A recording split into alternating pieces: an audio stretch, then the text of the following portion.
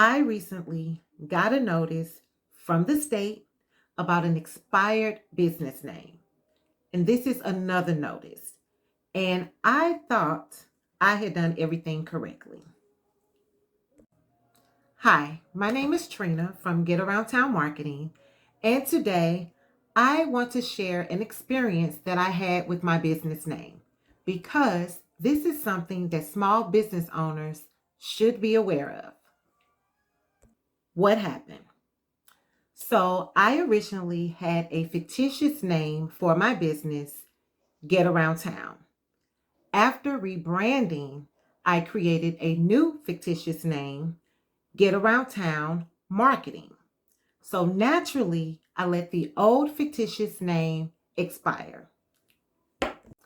So what didn't I realize?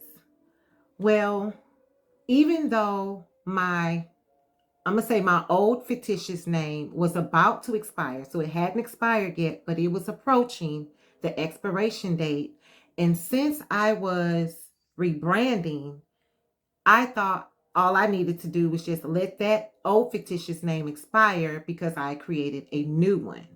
Well, that part wasn't obvious to me what my actual step should have been. What the state told me. So this is the letter that I received from the state. And basically, the state is saying that there was a failure to renew the fictitious name. Well, as I mentioned earlier, the old fictitious name, it was still active, but it was approaching the expiration date. And I created a new fictitious name. So yes, the old fictitious name was about to expire, correct. It hadn't expired yet, but it was approaching. However, I should have canceled the old fictitious name versus just letting it expire. So a fictitious name expiring and canceling are actually two different things. So with the fictitious name getting ready to expire, in my case, I should have canceled while I also created the new fictitious name. So just keep that in mind that the expiration and cancellation of a fictitious name is two different things. What to do? So in the event that you're no longer using a fictitious name, you should visit your state's business registration system website, locate the fictitious name that you are no longer using, and submit a cancellation.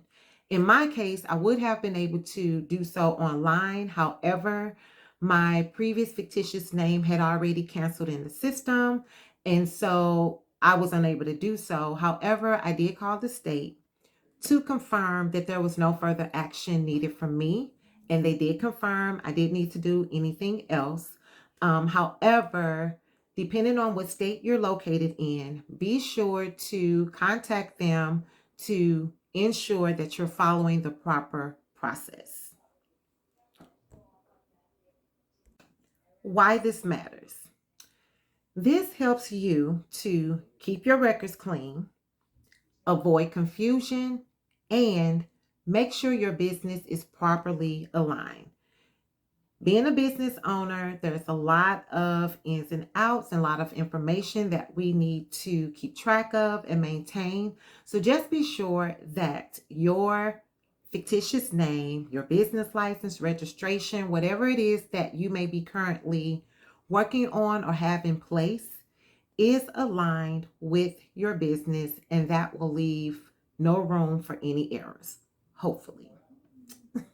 If you're in the process of rebranding or updating your business information, take a few minutes to check your filings. If you enjoyed this content, be sure to subscribe for more simple, real-world tips like this. Sometimes it's not the big things, it's the small details that matter. As always, mind your business, and I will talk to you soon. See ya!